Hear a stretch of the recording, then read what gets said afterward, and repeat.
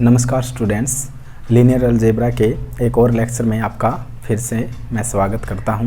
तो आज के लेक्चर में हम एशेलन फॉर्म के बारे में पढ़ेंगे। पिछले लेक्चर में हमने रैंक के बारे में पढ़ा है और रैंक को दो मेथड से हमने निकालना भी सीख लिया है, नॉर्मल फॉर्म से और माइनर मेथड से। आई होप आपको समझ में आया होगा। तो अब हम एक और फॉर्म देखते हैं मैट्रिक्स की ही। नॉर्मल फॉर्म हमने देखी थी, तो एक और फॉर्म देखते हैं, वो है एशेलन फॉर्म।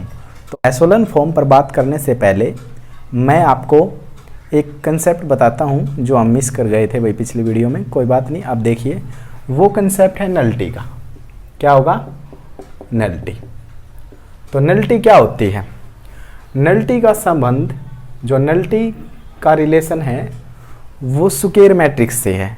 तो नलिटी आपसे तभी पूछेगा कि जब कोई भी स्क्वायर मैट्रिक्स हो, मतलब 3x3, 4x4, जैसे माइनर बनते हैं ना स्क्वायर ऑर्डर के, तो उसी तरह से मतलब स्क्वायर, तब आपसे नलिटी मांगेगा, है ना। तो नलिटी क्या है तो आपको ये पता है, तो कब मांगेगा? केवल स्क्वायर मैट्रिक्स होगी। जैसे हमने ये क्वेश्चन किया था, है ना, पिछली वीडियो में किया था, उसमें रैंक हमारी 2 आई थी और ये स्क्वायर ऑर्डर की मैट्रिक्स थी। आपने देखना क्या था, तो 1 2 3 4 ही रो थी और 4 ही कॉलम थी, तो 4x4 था इसका ऑर्डर। तो यहाँ पर नलिटी का कंसेप्ट आपसे मांग सकता था कि find the rank of matrix and find the nullity also. तो यहाँ नलिटी का कंसेप्ट है जो क्या है कि भाई जो भी ऑर्डर है मैट्रिक्स का, जो भी ऑर्डर है मैट्रिक्स का, उसमें से अगर आप रैंक घटा देते हो, क्या घटा देते हो? रैंक। तो जो भी नंबर आएगा वो क्या हो जाएगा भाई? आपका नलिटी हो जाएगी मैट्रिक्स की। जैसे यहाँ पर रैंक है 2, तो कितनी हो जाएगी? 2 इसकी नलिटी हो जाएगी। आया है ना समझ में? अगर रैंक 3 आ जाती तो फिर जो भी ऑर्डर है मैट्रिक्स का, जैसे 4 है, 4x4 है, तो 4 में से 3 तो 1, या फिर 4 ही रैंक होती तो फिर इसकी नलिटी 0 होती। ठीक है ना। तो क्या है नलिटी? कि भाई जो भी स्क्वायर ऑर्डर की मैट्रिक्स है उसमें से जो भी उसकी रैंक है वो अगर हम घटा देते हैं, जो भी हमें प्राप्त होगा, जो भी नंबर हमें मिलेगा, वो क्या होगा? हमारा नलिटी होगी मैट्रिक्स की। ठीक है। तो आपको अब नलिटी का कंसेप्ट समझ में आया है, तो ये कोई बड़ी बात नहीं है, रैंक से आगे ही एक छोटा सा कदम है। ठीक है। तो रैंक के बाद ये आपसे मांग लेगा, लेकिन तभी मांगेगा जब वो मैट्रिक्स की जो रैंक मांगी है वो मैट्रिक्स स्क्वायर ऑर्डर की गिवन होगी। ठीक है, अन्यथा ये नहीं होगा कंसेप्ट। ठीक है। तो इसका संबंध केवल किससे है? स्क्वायर ऑर्डर की मैट्रिक्स से ही। तो स्क्वायर ऑर्डर की मैट्रिक्स की ही नलिटी हम निकाल सकते हैं। तो ये तो हुई भाई नलिटी की बात। ठीक है। अब हम एशेलन फॉर्म पर बात करते हैं। तो देखिए भाई, अब हम पढ़ते हैं एशेलन फॉर्म। तो एशेलन फॉर्म क्या है? एशेलन फॉर्म एक विशेष प्रकार का रूप है मैट्रिक्स का। क्या विशेष है उसमें हम बताएंगे। वैसे ये 2 टाइप का होगा भाई, रो एशेलन फॉर्म और कॉलम एशेलन फॉर्म। तो रो एशेलन फॉर्म में केवल रो ऑपरेशन लगेंगे और कॉलम एशेलन फॉर्म में केवल कॉलम लगेंगे। अगर आपसे ये कहे कि भाई convert the given matrix in echelon form, तो हम रो में भी कन्वर्ट कर सकते हैं, रो एशेलन में भी कर सकते हैं, और या फिर कॉलम एशेलन में भी कर सकते हैं। ठीक है। तो हम रो में ही करेंगे। वैसे ये इंपॉर्टेंट कंसेप्ट है, हम आगे काम करेंगे जब, है ना, आइगन वैल्यू आइगन वेक्टर में, तो हमें ये जरूरत होगी इस कंसेप्ट की। तो ये इंपॉर्टेंट है। ठीक है। तो 2 फॉर्म है। और एशेलन फॉर्म की ये तो बात हुई कि यहाँ पर केवल रोज ऑपरेशन काम करेंगे और यहाँ पर केवल कॉलम्स ऑपरेशन काम करेंगे। ठीक है ना। तो भाई इसमें अगर रो ऑपरेशन लगा दिया कॉलम एशेलन फॉर्म में तो गलत हो जाएगा भाई सारा क्वेश्चन, और इसी तरह से अगर रो में कॉलम लगा दिया तो गलत। तो रो में रो ही लगेंगे, कॉलम में कॉलम। तो ये नोट करना है। ठीक है। अब इससे आगे क्या है, तो एशेलन फॉर्म क्या होती है, तो इसमें हम आपको ये बताएंगे इस वीडियो में कि रो एशेलन फॉर्म क्या है। ठीक है। फिर हम कॉलम एशेलन फॉर्म पर बात करेंगे। तो रो एशेलन फॉर्म को पढ़ने के लिए देखिए, जैसे यहाँ पर कोई भी है, जैसे यहाँ कोई भी एलिमेंट है, जैसे 3 है, 4 है, 5 है, तो यहाँ पर हमें 1 बनाना है भाई। ठीक है ना। जैसे एलिमेंट्री ट्रांसफॉर्मेशन में हम 1 बनाते थे, 3 तरीके थे, हम उसी नंबर से डिवाइड कर सकते थे, कोई ऑपरेशन लगा सकते थे, या फिर तीसरा एक तरीका क्या था कि भाई अगर पहले से ही कोई 1 है तो हम उसको इंटरचेंज कर सकते थे। तो कोई किसी भी तरीके से आप यहाँ पर 1 बनाना है। ठीक है। उसके बाद जो यहाँ रो 1 में जो भी एलिमेंट होंगे वो कुछ भी चलते रहे भाई, है ना। मतलब कि यहाँ कुछ भी एलिमेंट हो, यहाँ भी कुछ भी एलिमेंट किसी भी ऑर्डर की मैट्रिक्स हो तो हम उसी को चेंज कर सकते हैं। किसी भी ऑर्डर की हो, स्क्वायर या अनस्क्वायर किसी भी ऑर्डर की हो, तो हम उसको एशेलन फॉर्म में कन्वर्ट कर सकते हैं। और मैं आपको बता रहा हूँ भाई कौन सी फॉर्म, रो एशेलन फॉर्म। तो क्या है आपका पहला 1 बनाना है, एलिमेंट्री ट्रांसफॉर्मेशन जैसा काम है, यहाँ 1 बनेगा, ठीक है। ये जो 1 होगा, ये जो 1 होगा, ये 1 बनते अपने सारे नीचे 0 करेगा, ठीक है। तो अब इसको इस साइड 0 नहीं करनी है, तो एलिमेंट्री ट्रांसफॉर्मेशन पहले यहाँ 0 करता था, फिर अपने साइड में 0 करता था, है ना, नीचे 0 करता था फिर साइड में। तो अब ये क्या करेगा, नीचे के 0 करेगा अपने, ठीक है। तो अब तक आया है समझ में क्या काम है कि एशेलन फॉर्म में पहले यहाँ 1 होगा, वो आप बना सकते हैं इजीली, फिर वो नीचे इसी की सहायता से अपने आप वो 0 कर देगा, ठीक है। तो ये है। अब यहाँ पर जितनी भी रोज होंगी, मैं मान रहा हूँ 4 रो हैं, तो इस तरह से ये 0 चल रही हैं, तो ये 0 बनानी है 5 है, तो वो भी 0 होगी। अब देखिए यहाँ पर अगर मान लो ये अब दूसरी रो में आ गए भाई, अब यहाँ तक काम हुआ है ना एशेलन फॉर्म की, ये बात है कि यहाँ 1 होगा फिर वो नीचे 0 बनाएगा जितनी भी रो है। अब दूसरी रो में अगर जो भी एलिमेंट आएगा, जैसे यहाँ पर ये 0 आ जाता है तो ठीक है, आगे भी 0 आ जाए, मान लो अब यहाँ पर 5 आया है, ठीक है ना। तो 5 आया है तो जो भी इसमें पहला नॉन जीरो एलिमेंट होगा ना वो 1 होगा, यूनिटी होगा, ठीक है। तो यहाँ पर मान लो यहाँ पर 0 नहीं है, यहाँ पर ही कोई नंबर है, तो हम यहाँ ही 1 बनाएंगे और फिर उसके बाद में कोई भी कुछ भी चलता रहे, हमें कोई भी टेंशन नहीं लेनी भाई, ठीक है। अब ये 1 अपने नीचे 0 कर देगा भाई, ठीक है। तो 0 है तो फिर उसके बाद जो यहाँ एलिमेंट आएगा उसको 1, फिर उसके बाद ये यहाँ कुछ चलता रहो, फिर ये अपने नीचे 0 करेगा, फिर यहाँ पर वो कुछ भी एलिमेंट चलते रहे। तो कुल मिलाकर आपने काम क्या करना है कि एशेलन फॉर्म में नंबर ऑफ 0, जैसे जैसे आप नंबर ऑफ 0 नीचे आते रहेंगे तो बढ़ती रहती है। जैसे यहाँ 1 0 है, यहाँ पर 2 है, यहाँ पर 3 है, इसी तरह से ये एशेलन फॉर्म होती है। और एक तो 0 बढ़ती रहती है, हम नीचे आएंगे और रोज का फर्स्ट नॉन जीरो एलिमेंट 1 होगा। एक चीज़ और नोट कीजिए भाई, देखिए जैसे मान लो यहाँ 1 है, उसके बाद 0 है, फिर यहाँ पर 1 है, फिर उसके नीचे 0 है। बाय चांस अगर यहाँ पर ये रो नीचे कर दूँ, ये ऊपर कर दूँ, ये नीचे आ जाए, ये ऊपर, तो फिर क्या होगा कि यहाँ 0 0 इस तरह से हो जाएगा और फिर यहाँ पर 1। ऐसा नहीं होना चाहिए, ठीक है ना।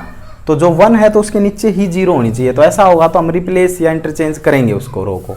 तो ठीक है, तो क्या है कि 1 है तो उसके नीचे 0 है, फिर जो नेक्स्ट रो में आएंगे first non zero element unity है, फिर उसके नीचे 0 है, फिर बाकी कुछ चलता रहे। फिर नेक्स्ट में आएंगे तो उसका जो 1 के नीचे तक तो 0 ही चलनी चाहिए, उसके आगे जो नॉन जीरो एलिमेंट आएगा वो 1 आना चाहिए, ठीक है। यहाँ पर 0 आ सकता था, फिर यहाँ पर जो भी एलिमेंट आएगा वो 1 होना चाहिए। तो इस तरह से है, लेकिन यहाँ पर 1 आने के बाद फिर यहाँ तक 0 ही चलेंगी, फिर यहाँ पर इस तरह से है ये, ठीक है ना। तो आपने समझना है और अभी क्वेश्चन करवाएंगे तो आपको और भी अच्छा आइडिया होगा।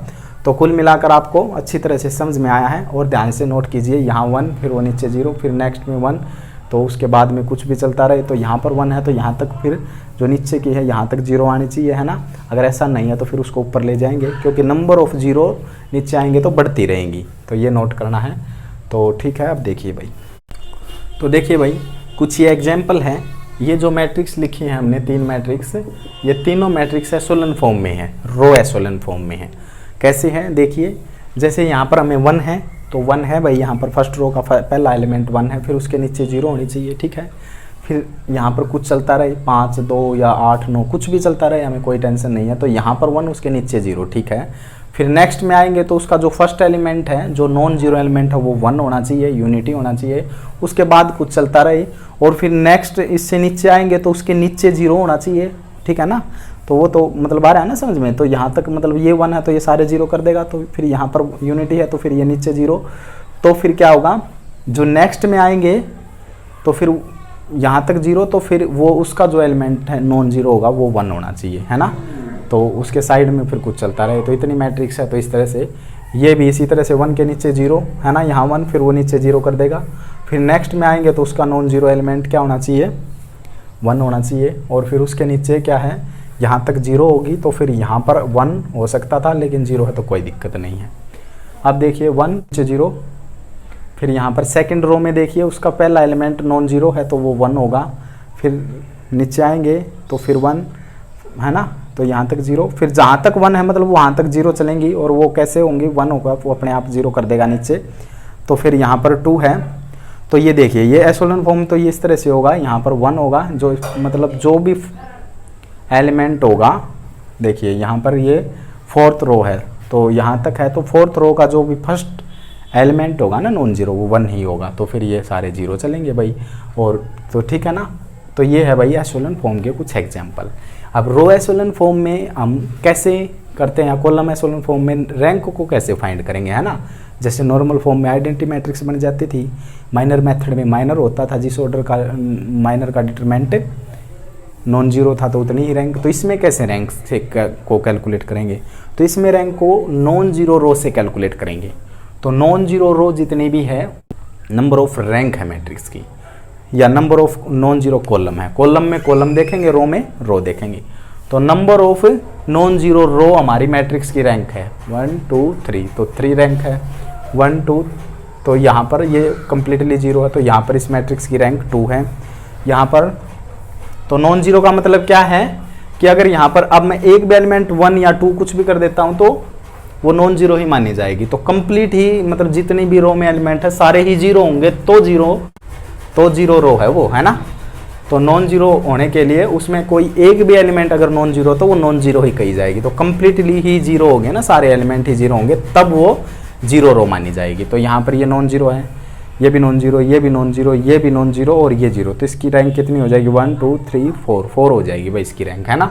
तो रैंक को फाइंड करना इस फॉर्म में भी बहुत आसान है, और इसको चेंज भी करना ठीक है आसान है, ठीक है। तो हम इसको यूज़ करेंगे, ठीक है ना। ये भी अच्छी फॉर्म है एशेलन फॉर्म, और जल्द ही रैंक दे देगी आपको निकाल के, ठीक है ना। क्योंकि इसमें एलिमेंट्री ट्रांसफॉर्मेशन में हम यहाँ भी 0 करते थे, फिर वहाँ भी 0, तो यहाँ पर 1 करते थे, फिर नीचे 0, वो साइड में। तो इसमें यह है कि नीचे ही 0 चाहिए, साइड में कुछ चलता रहे। तो इस फॉर्म में फिर नॉन जीरो रो देखकर हम रैंक दे देंगे। लेकिन कोई भाई स्पेसिफिक आपसे मांगा जाए कि भाई इसी मेथड से है, तो फिर करना पड़ेगा भाई आपको, ठीक है ना। वैसे find the rank of matrix तो फिर आप इसको यूज कर सकते हैं, तो अच्छा मेथड है, तो इम्पोर्टेंट भी है, तो करना है अपने। तो देखिए स्टूडेंट्स, ये है क्वेश्चन, क्या है कि reduce to a row echelon form the matrix. ये जो मैट्रिक्स है इसको हमने रिड्यूस करना है रो एशेलन फॉर्म में, फाइंड द रैंक, कि रो एशेलन फॉर्म में हमने कन्वर्ट करना है इस मैट्रिक्स को, और फिर रैंक निकालनी है। तो पैर में आर का मतलब क्या है कि कई बार ये लिख देगा कि मैट्रिक्स है और फिर फाइंड कीजिए कि भाई, तो इसका मतलब रो एशेलन फॉर्म में चेंज करना है उसको, और फिर मैट्रिक्स की रैंक चाहिए। या फिर ये लिख देता कि पैर में सी और रैंक और फिर ये, तो मतलब कॉलम एशेलन फॉर्म में उसको चेंज करना है और फिर रैंक चाहिए, है ना। तो इस तरह से भी लिख सकता है। तो इसका मतलब क्या है कि हमने रैंक निकालनी है और रो एशेलन फॉर्म में इसको चेंज करना है। तो रो एशेलन फॉर्म में केवल रो ऑपरेशन ही लगेंगे, है ना। तो हम इसको रो एशेलन फॉर्म में कन्वर्ट करेंगे। क्या होती है रो एशेलन फॉर्म, यहाँ पर 1 बनाएंगे, फिर उसके नीचे सारे 0 होंगे, फिर यहाँ पर ये कुछ चलता रहे, हमें कोई टेंशन नहीं है। फिर हम सेकंड रो में आएंगे तो उसका जो फर्स्ट एलिमेंट होगा, या मतलब ये फर्स्ट एलिमेंट नहीं, जो भी इसमें फर्स्ट नॉन जीरो एलिमेंट होगा, हम ये कहेंगे फर्स्ट नॉन जीरो एलिमेंट, वो क्या होगा, यूनिटी होगा, ठीक है। यहाँ तक 0 चल सकता है, यहाँ तक, लेकिन जो भी फर्स्ट नॉन जीरो एलिमेंट होगा ना, वो क्या होगा, यूनिटी होगा। तो यहाँ पर यूनिटी होने के बाद वो अपने नीचे 0 करेगा, ठीक है। और फिर जो यहाँ पर आएंगे तो यहाँ 0 होने के बाद जो यहाँ तक तो 0, और फिर जो नेक्स्ट में आएंगे तो ये 1 ही होगा। जो फर्स्ट नॉन जीरो होगा वो क्या होगा, 1 होगा, या फिर कंप्लीटली 0 हो सकते हैं। आया ना समझ में। तो मतलब इस तरह से है। तो यहाँ पर 1 तो फिर 0, फिर नेक्स्ट जो आएगा तो नंबर ऑफ 0 बढ़ती जाएंगी, और जो नीचे आते रहेंगे तो उसका फर्स्ट नॉन जीरो एलिमेंट 1 होगा। तो ये फॉर्म होती है। तो हम करेंगे कन्वर्ट, देखिए 2 है इसमें, देखिए क्या करेंगे। तो R1 में ऑपरेशन लगाया, R1 भाग 2, है ना। R1 को 2 से डिवाइड करेंगे तो ये मैट्रिक्स कुछ ऐसी आ जाएगी भाई। देखिए 2 से भाग देंगे 1, 1/2, 3/2 और 4/2 मतलब कि 2, ठीक है ना। कि 2 से भाग दिया है तो ये 1 माइनस का 1/2, 3/2 और 2, इस तरह से हमने करना है भाई। तो यहाँ पर 1 तो बना दिया भाई अब हमने, बाकी कोई चेंज नहीं किया है, बाकी सेम 0 3 4 1 2 3 7 5 2 5 11 6, ठीक है। अब ऐसा होने के बाद यहाँ पर 1 बनने के बाद फिर ये नीचे 0 करेगा। तो देखिए क्या ऑपरेशन होगा, तो R3 में लगेगा ऑपरेशन, R3 में क्या ऑपरेशन लगेगा, R3 माइनस ट्वाइस R1, तो ये ऑपरेशन लगेगा ट्वाइस R1। इसी की मदद लेनी है अब हमने, है ना। तो आगे देखिए फिर R4 में ऑपरेशन लगेगा 1 2 3 4, R4 में क्या ऑपरेशन लगेगा, R4 माइनस ये भी ट्वाइस R1 हो जाएगा, है ना। 3 होता तो थ्राइस R1, 4 होता तो वही 4 R1, है ना, इस तरह से। तो ये जो ऑपरेशन है देखिए, तो हमने रैंक निकालनी है मैट्रिक्स की, हम निकाल देंगे। ये मैट्रिक्स कुछ ऐसी आएगी भाई, इक्विवेलेंट मैट्रिक्स आती हैं। तो हमने किस में R3 और R4 में लगाना है ऑपरेशन, तो 1 माइनस 1/2, 3/2 और 2, फिर यहाँ पर 0 3 4 1, इनमें हमने कोई चेंज नहीं करना, यहाँ होगा चेंज, तो 0 हो जाएगा भाई, 2 से मल्टीप्लाई किया है, 3 और उसको 2 से मल्टीप्लाई किया है, 3 और उसको 2 से मल्टीप्लाई करूँगा तो भाई क्या आएगा, माइनस का 1, और सब्ट्रैक्ट कर रहे हैं तो प्लस का 1, तो यहाँ क्या आ जाएगा 4। आया ना समझ में कि भाई माइनस का 1/2 है, उसको 2 से मल्टीप्लाई कर रहे हैं तो कट जाएगा, और फिर घटा रहे हैं तो एक माइनस प्लस हो जाएगा, तो ये क्या आ जाएगा 4। इसी तरह से 7 उसको 2 से मल्टीप्लाई कर रहे हैं तो 3 और फिर घटा रहे हैं तो यहाँ भी 4 आ जाएगा, और फिर क्या कर रहे हैं 5 और उसको 2 से मल्टीप्लाई कर रहे हैं और फिर घटा रहे हैं तो वो 4 हो जाएगा, तो 1। ठीक है। अब देखिए भाई नेक्स्ट में ये ऑपरेशन बहुत ध्यान से अप्लाई करने हैं भाई। 2 से मल्टीप्लाई करके यहाँ पे 0 आएगा, 5 है फिर 2 से मल्टीप्लाई करेंगे, है ना, तो माइनस का 1 आएगा, और फिर एक माइनस यहाँ भी है तो कितना आएगा, शाबाश, प्लस का 6 हो जाएगा। 11 है और फिर 2 से मल्टीप्लाई करेंगे तो 3 आएगा, है ना।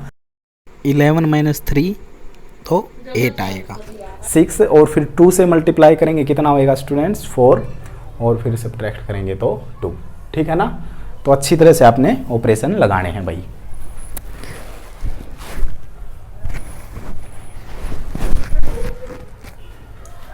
अब देखिए 1 है तो इसके नीचे 0 है।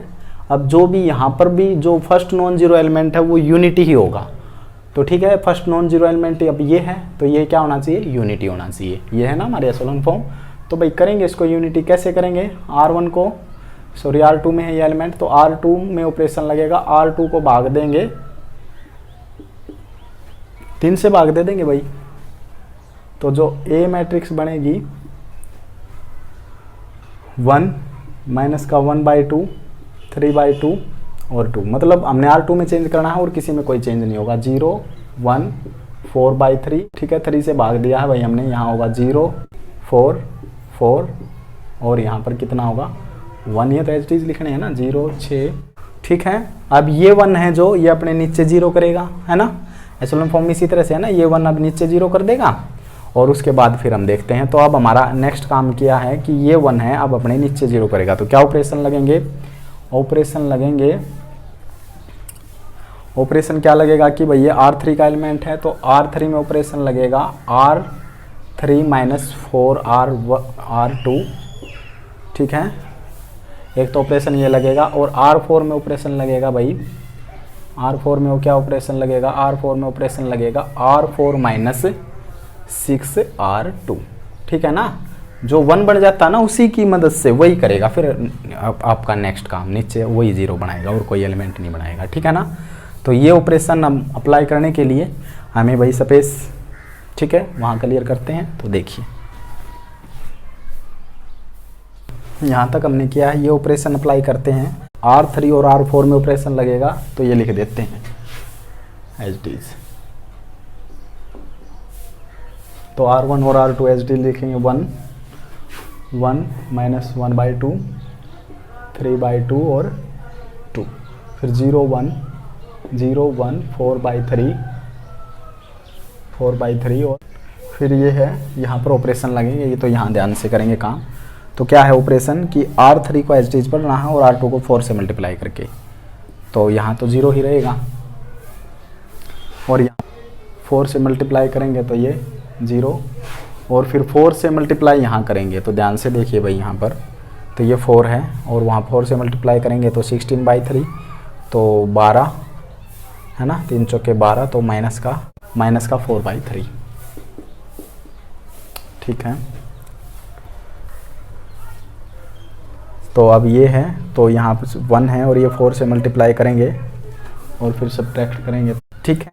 0 है तो ये 0 है, 6 से मल्टीप्लाई 6 में से फिर ये 6 से मल्टीप्लाई करना तो 0, तो 8 है, तो देखिए वहाँ पर हमने 6 से मल्टीप्लाई करवाना है, तो 6 चौका 24/3, तो 2 है और ये 6 से मल्टीप्लाई करेंगे, 2 और 6 से मल्टीप्लाई करेंगे कितना, यहाँ तक हम आ चुके हैं भाई। अब देखिए ये क्या करना है अब हमने, तो 1 के नीचे 0 हो चुकी है, अब ये 1 करना है भाई हमने, है ना। तो इसको 1 करेंगे तो क्या है कि R3 में ऑपरेशन लगेगा, R3 को हम भाग देंगे किससे, -4/3 से, तो A मैट्रिक्स ऐसी बन जाएगी भाई। तो हम केवल R3 में चेंज करेंगे 3/2 2 0 1 4/3, और देखिए भाई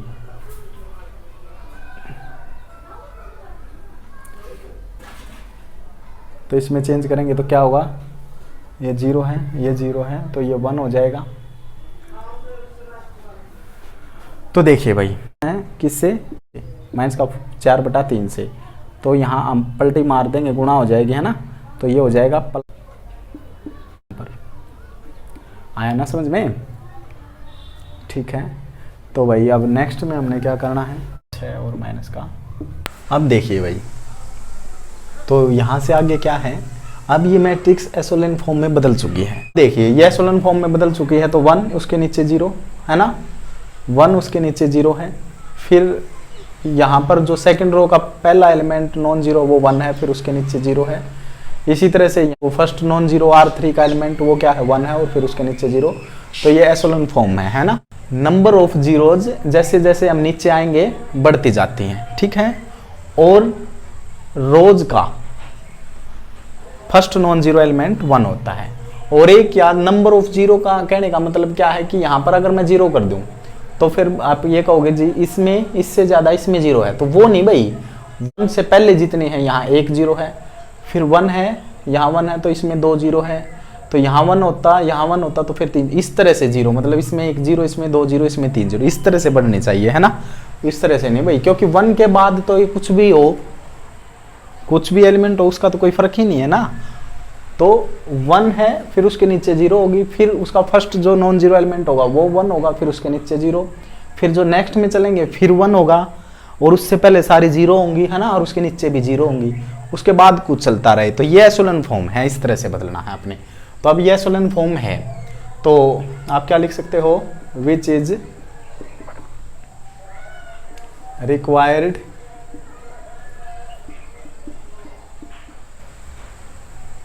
एशेलोन फॉर्म। इसलिए रैंक ऑफ मैट्रिक्स क्या होती है, रैंक ऑफ मैट्रिक्स होती है number of non zero row in matrix. जब एशेलोन फॉर्म में बदल जाती है तो उसमें कितनी नॉन जीरो रो बचती हैं। जैसे इसमें नॉन जीरो रो है 1 2 3, और ये तो कंप्लीटली ही 0 है ना। तो यहाँ पर फिर रैंक जितनी भी नॉन जीरो रो हैं तो उतनी ही रैंक हो जाएगी। तो इसकी रैंक कितनी हो जाएगी, 3 हो जाएगी। तो हमने नॉन जीरो रो आपको बताया था, और जीरो रो किस तरह से, ये कंप्लीट ही 0 है। अगर एक भी एलिमेंट यहाँ नॉन जीरो तो फिर ये नॉन जीरो में ही काउंट होंगी। तो इस तरह से होगी तो तब ही 0 है, नहीं तो नॉन जीरो रहेगी। ठीक है, तो रैंक आप यहाँ से निकाल सकते हैं। अब हम एक और क्वेश्चन लेंगे एशेलोन फॉर्म पर ही, ठीक है। तो फिर इस टॉपिक को ख़त्म करेंगे, रो एशेलोन फॉर्म को ही पढ़ेंगे और एक और न्यूमेरिकल आपको सोल्व करवाएंगे, ताकि आपको और क्लियर आइडिया हो सके कि कैसे हमने सोल्व करना है। अगर आप 1-2 क्वेश्चन ही अच्छी तरह से समझ लेते हैं तो फिर कोई प्रॉब्लम नहीं होगी भाई, ठीक है ना। अगर फिर भी कोई प्रॉब्लम हो तो आप कमेंट बॉक्स में कमेंट कर सकते हैं। कंसेप्ट अगर आप अच्छी तरह से समझ लेंगे तो कोई भी प्रॉब्लम नहीं होगी, ठीक है।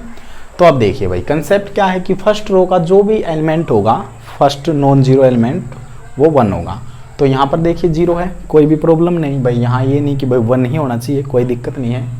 तो यहाँ पर जो इस रो का R1 का जो फर्स्ट नॉन जीरो एलिमेंट होगा वो 1 होगा। बाई चांस यहाँ पर 3 होता, 5 होता तो उसको 1 बनाते। कैसे 1 बनाते, ऑपरेशन लगा देते, या फिर पहले से 1 चल रहा था इंटरचेंज कर सकते थे, या फिर उसी से डिवाइड दे देते अगर कुछ नहीं होता। तो यहाँ 1 ऑलरेडी है, तो अब ये 1 है जो ये 1 अपने नीचे 0 करेगा, है ना। यहाँ पर 0 है और इसके नीचे सभी 0 है। बाई चांस यहाँ पर अगर कोई नॉन जीरो एलिमेंट होता ना यहाँ पर, तो फिर हम इस रो को नीचे लाते। क्यों नीचे लाते इसको? क्योंकि जो हम नीचे आते हैं रो वाइज नीचे आएंगे R1 R2 R3 इस तरह से, तो नंबर ऑफ जीरोज 1 से पहले बढ़ती जाती हैं। जैसे 1 से यहाँ 1 0 है, फिर नेक्स्ट में यहाँ पर फिर 2 0 आएंगे, फिर नेक्स्ट में 3, है ना, उससे मतलब ज्यादा आएंगे जो नीचे आते रहेंगे। तो ये है एशेलन फॉर्म, है ना। तो देखिए, तो यहाँ पर ठीक है, तो हम इसको नहीं टच करेंगे। तो इस 1 से हम क्या करेंगे, अब इनको 0 करेंगे। तो R2 में ऑपरेशन लगेगा तो ये है 1 और ये डायरेक्ट ही घटा देंगे तो R2 माइनस R1। R3 में ऑपरेशन लगेगा तो 2 से मल्टीप्लाई कर लेंगे भाई, है ना। R1 की सहायता से ही होगा सारा काम। यहाँ 4 है तो अब R4 में ऑपरेशन लगेगा। और क्या ऑपरेशन लगेगा R4 में? ये ऑपरेशन लगेगा कि भाई R4 माइनस 4 R1, ठीक है। ये ऑपरेशन सप्लाई करेंगे तो देखिए ए मैट्रिक्स आ जाएगी आपकी, इक्विवेलेंट मैट्रिक्स आएगी। R2 R3 R4 में हम ऑपरेशन लगाएंगे तो R1 को हम एज इट इज लिखेंगे। तो यहाँ पर देखिए 0 डायरेक्ट ही घटाना है भाई। देखिए ये ऑपरेशन, तो यहाँ पर 0, ये भी 0 हो जाएगा। ये घटाएंगे और पहले भी घटा है इसके आगे तो प्लस हो जाएगा, और ये माइनस का 1 हो जाएगा और ये 2 हो जाएगा, ठीक है। तो यहाँ पर ये 0 है तो इसी मतलब इसी की सहायता से कर रहे हैं, ट्वाइस R1 4 R1, तो उसी की सहायता से कर रहे हैं जो भी हम कर रहे हैं।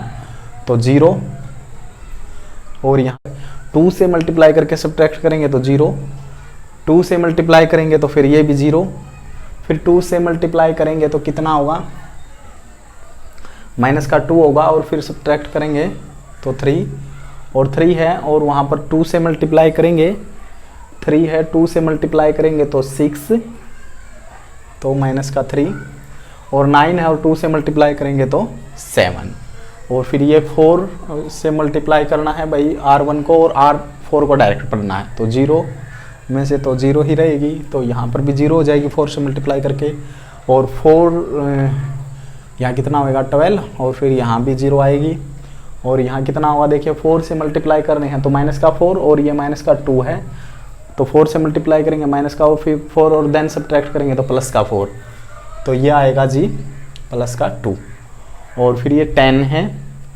तो फिर यहाँ 4 से मल्टीप्लाई करेंगे तो कितना होगा 12, है ना, और फिर सब्ट्रैक्ट करेंगे तो माइनस का 2, 7 है और 4 से मल्टीप्लाई करेंगे और फिर सब्ट्रैक्ट करेंगे तो 3, ठीक है। तो ये ऑपरेशन ही लगाए हैं भाई, जो ये ऑपरेशन थे, तो हमने जो ये 1 था इस 1 से यहाँ नीचे 0 किया है।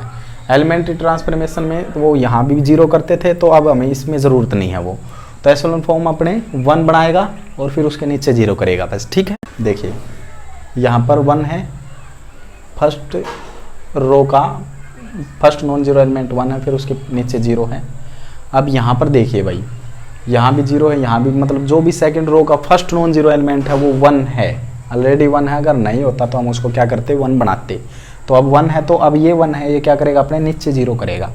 तो क्या ऑपरेशन लगेगा, R3 है, ये R3 में ऑपरेशन लगेगा, R3 यहाँ डायरेक्ट लिखेंगे, क्या ऑपरेशन लगेगा 3 से मल्टीप्लाई करके, और ये है R2, है ना। इसी तरह से एक ऑपरेशन और लगेगा R4, तो R4 यहाँ एज इट इज लिखेंगे, 2 है तो फिर ये यहाँ से 2R2, मतलब R2 का ही सारा लेना भाई अब हमने। तो ठीक है, ये ऑपरेशन हम अप्लाई करते हैं। तो देखिए अब हम इसको इरेज करते हैं, तो आप साथ साथ में नोट जरूर करना भाई। तो देखिए अब ये ऑपरेशन है, हम ऊपर लगाते हैं, तो देखिए ऊपर यहाँ लिखते हैं। तो क्या है, R3 और R4 में ऑपरेशन लगाने हैं, तो हमने R1 और R2 को एज इट इज लिखेंगे। देखिए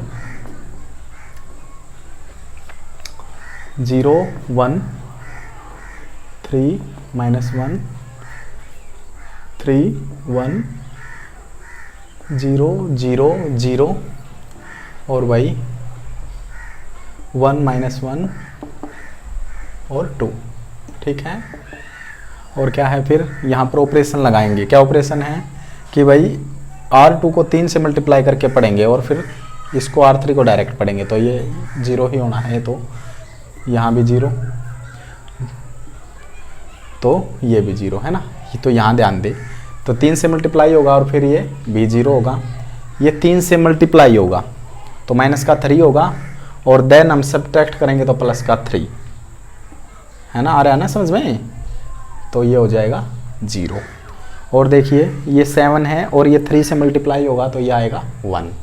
और यहाँ पर देखिए अब R4 में ऑपरेशन क्या है कि R4 का एज इट इज पढ़ना है और R2 को 2 से मल्टीप्लाई करके पढ़ेंगे, तो ये तो भाई मल्टीप्लाई करेंगे 0 ही, तो ये तो डायरेक्ट ही 0 रहेगा, नेक्स्ट भी 0 ही रहेगा, और ये भी 0, और ये क्या होगा 2 है, 2 से मल्टीप्लाई करके पढ़ना है, तो 2 और 2 से मल्टीप्लाई करके पढ़ेंगे तो 0, और ये -2 है और वो 2 से मल्टीप्लाई करेंगे तो क्या होगा, माइनस का 2 होगा, और एक माइनस यहाँ भी है तो ये भी 0, ये 3 है और वो 2 से मल्टीप्लाई करेंगे तो 4, और फिर माइनस भी करना है तो माइनस का 1, है ना, क्योंकि 3 माइनस का 4 माइनस का 1।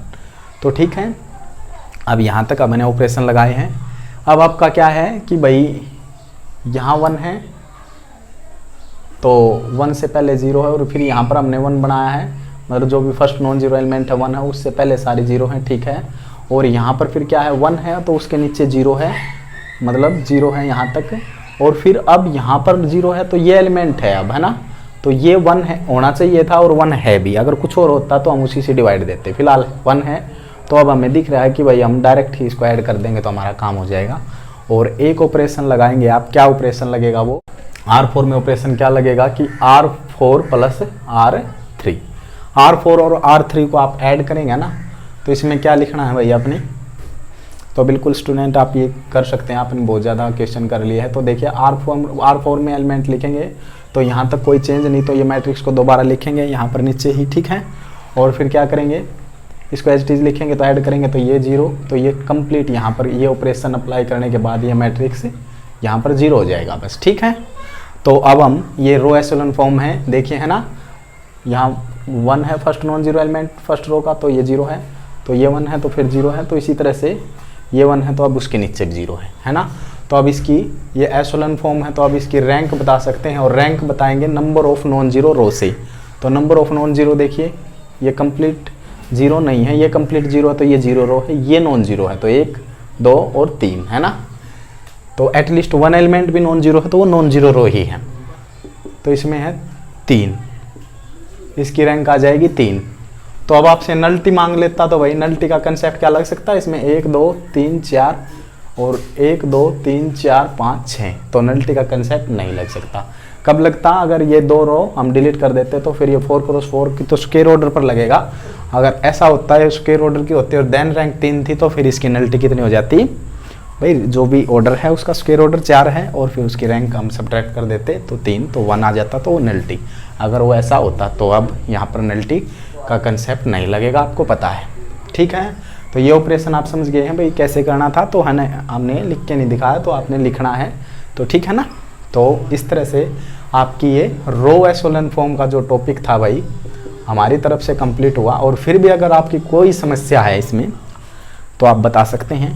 अब हम नेक्स्ट लेक्चर से कॉलम एशेलन फॉर्म पर बात करेंगे, उस पर भी 1 या 2 न्यूमेरिकल हम आपको सॉल्व करके दिखाएंगे, और फिर हम PAQ फॉर्म को भी आपको जल्द ही प्रोवाइड करवाएंगे। तो तब तक पढ़ते रहिए, स्वस्थ रहिए और चैनल को सब्सक्राइब करें। धन्यवाद।